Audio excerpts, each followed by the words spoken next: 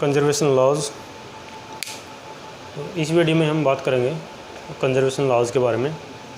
देखिए कुछ physical quantities जिनको हम बोलेंगे स्पेशल फिज़िकल क्वांटिटीज़ ऐसी होती हैं जो टाइम के साथ चेंज नहीं होती, यानी कि क्या वो कंजर्व रहती हैं, या फिर हम बोलेंगे वो कांस्टेंट रहती है, वो टाइम के साथ बदलती नहीं है। तो ऐसी क्वांटिटीज़ को हम बोलते हैं कंजर्व क्वांटिटीज़। ठीक है, तो यहाँ पर हम जो है क्लासिकल फ़िज़िक्स के अंदर मेनली 4 तरह के हम कंजर्वेशन लॉज हम पढ़ते हैं, यानी कि 4 क्वांटिटीज़ हैं जो टाइम के साथ चेंज नहीं होती क्लासिकल फ़िज़िक्स में। ठीक है, हम सिर्फ क्लासिकल फ़िज़िक्स की यहाँ पर बात कर रहे हैं, क्वांटम की हम बात नहीं कर रहे हैं। ठीक है, या फिर हम बोलेंगे न्यूक्लियर की हम बात नहीं कर रहे हैं, क्योंकि न्यूक्लियर के अंदर हम बहुत सारी क्वांटिटीज़ को हम कंजर्व मान के चलते हैं। जब हम न्यूक्लियर रिएक्शंस स्टडी करते हैं तो वहाँ पर बहुत सारी क्वांटिटीज़ होती है जिनको कंजर्वेशन हम पढ़ते हैं। यहाँ पर हम सिर्फ क्लासिकल फ़िज़िक्स में 4 क्वांटिटीज़ हैं जिनका हम कंजर्वेशन लॉ यहाँ पर हम स्टडी करेंगे, या फिर मानते हैं कि 4 क्वांटिटी है जो कंजर्व रहती है, जो टाइम के साथ चेंज नहीं होती। कौन कौन सी है? पहला है एनर्जी, दूसरा है लीनियर मोमेंटम, तीसरा है angular momentum and fourth is charge. देखिए वन बाय वन स्टडी करते हैं इनके बारे में। तो जो एनर्जी है, ठीक है, कंजर्वेशन ऑफ एनर्जी एक फेमस एक डेफिनेशन है एनर्जी की जो हम पढ़ते हैं कंजर्वेशन में, कि energy can neither be created, energy can neither be created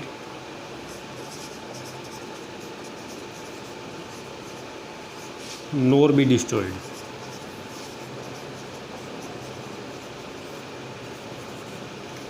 but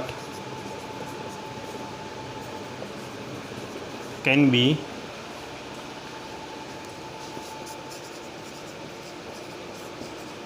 transformed from one form, ठीक है, यानी कि one form of energy from one form to the another. ठीक है, तो एक बहुत ही फेमस डेफिनेशन है कंजर्वेशन ऑफ एनर्जी की जो हम पढ़ते हैं कि energy can neither be created nor be destroyed but can be transform from one form to the another form. ठीक है, एग्जांपल आप बहुत सारे देख सकते हो। इलेक्ट्रिक मोटर इलेक्ट्रिकल एनर्जी को मैकेनिकल एनर्जी में बदलती है। इलेक्ट्रिक जनरेटर होता है, मैकेनिकल एनर्जी को इलेक्ट्रिकल एनर्जी में बदलता है। ठीक है, इस तरह बहुत सारा आप देखते हो। ठीक है, डे टू डे लाइफ में आप देखते हो कि एनर्जी जो है एक फॉर्म से दूसरी फॉर्म में चेंज हो रही है, लेकिन एनर्जी को ना तो बनाया जा सकता है ना ही उसे नष्ट किया जा सकता है। ठीक है, अभी आप यहाँ पर देखोगे कि जो इलेक्ट्रिक मोटर है, ठीक है, जो इलेक्ट्रिक मोटर है,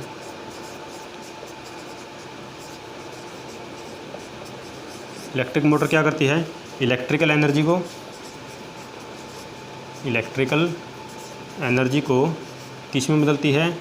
मैकेनिकल एनर्जी में, या फिर बोलेंगे मैकेनिकल वर्क, वो इसमें बदलती है मैकेनिकल एनर्जी में। ठीक है, अभी आप ये देखो जितनी इलेक्ट्रिकल एनर्जी उसने ली, क्या उसने उतनी ही मैकेनिकल एनर्जी प्रोवाइड की? ठीक है, मोटर ने जितनी इलेक्ट्रिकल एनर्जी उसने ली थी, क्या उसने वही पूरी की पूरी एनर्जी को मैकेनिकल एनर्जी में बदल दिया? देखो ऐसा ज़रूरी नहीं है। ठीक है, आइडियल केस में हम मान सकते हैं कि ऐसा हो सकता है, लेकिन ऐसा ज़रूरी नहीं है। एनर्जी तो कंजर्व रहेगी। ठीक है, इसमें तो नो डाउट कि ऐसा नहीं कि एनर्जी कम हो जाएगी या एनर्जी ज़्यादा होगी, एनर्जी तो जितनी है उतनी ही रहेगी। अब यहाँ पर जो इलेक्ट्रिकल एनर्जी उसने ली थी, उसका कुछ पार्ट हो सकता है मैकेनिकल वर्क के दौरान। ठीक है, ड्यूरिंग मैकेनिकल वर्क क्या होता है कि मैकेनिकल पार्ट्स होता है, उनकी मूवमेंट होती है, तो वहाँ पर क्या होता है, कुछ फ्रिक्शन होता है। ठीक है, जिसकी वजह से क्या होता है, कुछ हीट के फॉर्म में एनर्जी लॉस हो सकती है। ठीक है, तो हीट भी क्या है, एक एनर्जी की एक फॉर्म ही है। यानी कि ये जो जितनी इलेक्ट्रिकल एनर्जी मोटर ने ली थी, उसका कुछ पार्ट हो सकता है मैकेनिकल एनर्जी में बदल जाए, कुछ पार्ट हीट एनर्जी में बदल जाए, लेकिन दोनों का अमाउंट जो होगा इधर, वो अमाउंट इसके बराबर ही होगा। ठीक है, तो ये है कंजर्वेशन ऑफ एनर्जी। बहुत सारे एग्जाम्पल आप इसमें और भी देख सकते हैं। ठीक है, इसी तरह से देखो आप जब आप थोड़ा हायर एजुकेशन में जाएंगे तो वहाँ पर आप पढ़ते हैं कि एनर्जी और मास भी आपस में इंटर कन्वर्टेबल है। ठीक है, यानी कि E=mc²। आइंस्टाइन की एक बहुत ही फेमस एक रिलेशन है, E=mc²। ठीक है, कि अकॉर्डिंग टू आइंस्टाइन कि एनर्जी जो है वो मास में कन्वर्ट हो सकती है और मास जो है वो एनर्जी में कन्वर्ट हो सकता है। ठीक है, ये एक आइंस्टाइन की रिलेशन थी। तो ये आप जो हायर क्लासेज में इसको थोड़ा डिटेल में स्टडी करेंगे। तो यहाँ पर हम बता रहे थे कि एनर्जी जो है वो कंजर्व रहती है। ठीक है, दूसरा है इसमें लीनियर मोमेंटम। फर्स्ट हमने पढ़ लिया है, दूसरा है लीनियर मोमेंटम। लीनियर मोमेंटम, ठीक है। देखो लीनियर मोमेंटम आप इसको लिखते हैं पी से, हम लिखते हैं इसको, पी के ऊपर एक वेक्टर का साइन लगाते हैं क्योंकि एक वेक्टर क्वांटिटी है। और मैथमेटिकली कैसे लिखते हैं, P equal to M into V, ठीक है। मोमेंटम, ठीक है, हम समझ सकते हैं मोमेंटम क्या होता है, जो किसी बॉडी के उसके मास और उसकी जो है वेलोसिटी की वजह से होता है, ठीक है, मोमेंटम। तो देखो जो लीनियर मोमेंटम है ये भी एक कंजर्व क्वांटिटी है, ये टाइम के साथ चेंज नहीं होती। अब आप सोचोगे कि ऐसा तो नहीं होता, हम एक बॉल लेते हैं, क्रिकेट बॉल, ग्राउंड पे उसको थ्रो करते हैं, ठीक है, ग्राउंड पे ऐसे उसको जो है थ्रो कर दिया, तो क्या वो बॉल रुकती नहीं है? क्या वो बॉल, उसका जो मोमेंटम हमने जो स्टार्टिंग में उसका जो मोमेंटम था एम इंटू वी, क्या वो उसका काफ़ी लंबे समय तक क्या उसका मोमेंटम वही बना रहता है या उसका मोमेंटम बदल जाता है?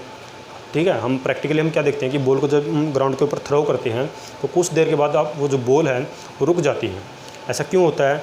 अभी यहाँ पर तो हम पढ़ रहे हैं कि जो लीनियर मोमेंटम है वो कंजर्व रहता है, वो बदलता नहीं है, लेकिन वो तो रुक जाती है, उसका मोमेंटम तो चेंज हो जाता है। ऐसा क्यों होता है?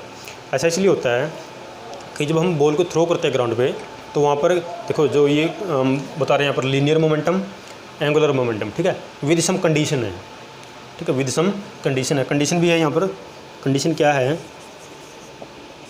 एक्सटर्नल फोर्स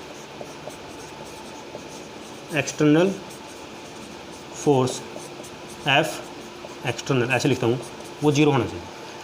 यानी कि जो भी हम बॉडी ले रहे हैं, जो भी हम पार्टिकल ले रहे हैं, कुछ भी चीज़, जैसे बॉल मैंने यहाँ पर डिस्कस किया, तो जो बॉल है उसके जो मैं थ्रो करता हूँ, ठीक है, कुछ न कुछ उसका लीनियर मोमेंटम है एम इंटू वी जो हम लिखते हैं, तो क्या है उसके ऊपर बाहर से कोई फोर्स नहीं लगना चाहिए। अगर बाहर से कोई फोर्स लग रहा है तब उसका जो लीनियर मोमेंटम है तब वो कंजर्व नहीं रहेगा, तब वो बदलेगा। लेकिन अगर बाहर से कोई फोर्स नहीं लग रहा है तब उसका लीनियर मोमेंटम बदलेगा नहीं, ठीक है, वो नहीं बदलेगा।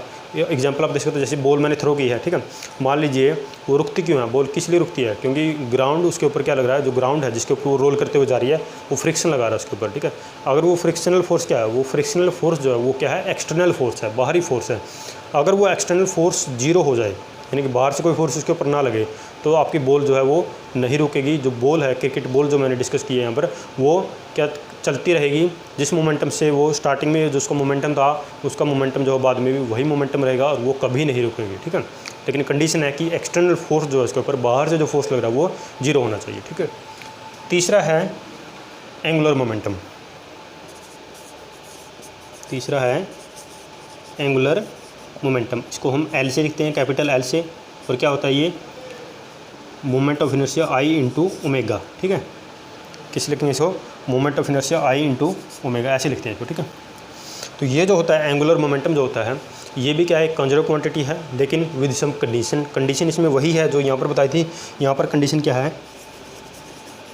एक्सटर्नल टॉर्क, बाहरी जो टॉर्क है वो आपका जीरो होना चाहिए, बाहर से कोई टॉर्क नहीं लगना चाहिए, ठीक है। अभी टॉर्क क्यों बोला? यहाँ पर तो मैंने फोर्स बोला था, यहाँ पर मैंने टॉर्क बोला है, ठीक है। डिफरेंस आप समझ सकते हो, वहाँ पर लीनियर मोशन हो रहा था, यहाँ पर एंगुलर मोशन हो रहा है। जब हम पर एंगुलर मोशन की बात करें वहाँ पर फोर्स नहीं, वहाँ पर टॉर्क की बात हुई, क्योंकि टॉर्क ही है जिसकी वजह से बॉडी जो है वो एंगुलर मोशन में मूव करती है, ठीक है।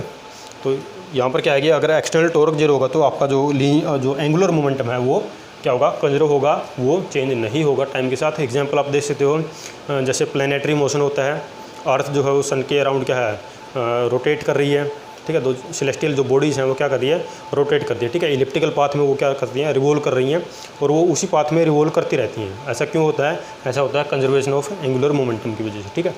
एंड लास्ट इसमें है चार्ज, ठीक है। जो लास्ट है, फोर्थ है इसमें, वो है कंजर्वेशन ऑफ चार्ज। तो देखिए चार्ज के लिए भी यही डेफिनेशन होगी, charge can neither be created nor be destroyed but can be transferred. यहाँ पर क्या बोलेंगे, ट्रांसफॉर्म नहीं बोलेंगे, यहाँ पर transferred from one body to the another body. Example आप ले सकते हैं, जैसे एक सिल्क क्लॉथ है, ठीक है, सिल्क क्लॉथ है, और दूसरा क्या है हमारे पास, ग्लास, एक रोड है, ठीक है, एक ग्लास की रोड है, एक सिल्क क्लॉथ है। जब ग्लास की रोड पे हम सिल्क क्लॉथ को रब करेंगे तो ग्लास की रोड के ऊपर पॉजिटिव चार्ज आ जाता है और सिल्क क्लॉथ के ऊपर नेगेटिव चार्ज आ जाता है। अब ये चार्ज कहाँ से आया? हमने बोला कि charge can neither be created nor be destroyed but can be transferred. उसको ट्रांसफ़र किया जा सकता है एक बॉडी से दूसरी बॉडी में, ठीक है। जो नेट चार्ज है वो तो सेम रहता है। देखो आप कोई भी चीज़ है इस यूनिवर्स के अंदर जो भी है सब कुछ एटम से मिलकर बना है, और एटम के अंदर आपको पता है प्रोटॉन्स होते हैं, इलेक्ट्रॉन्स होते हैं, न्यूट्रॉन भी होते हैं।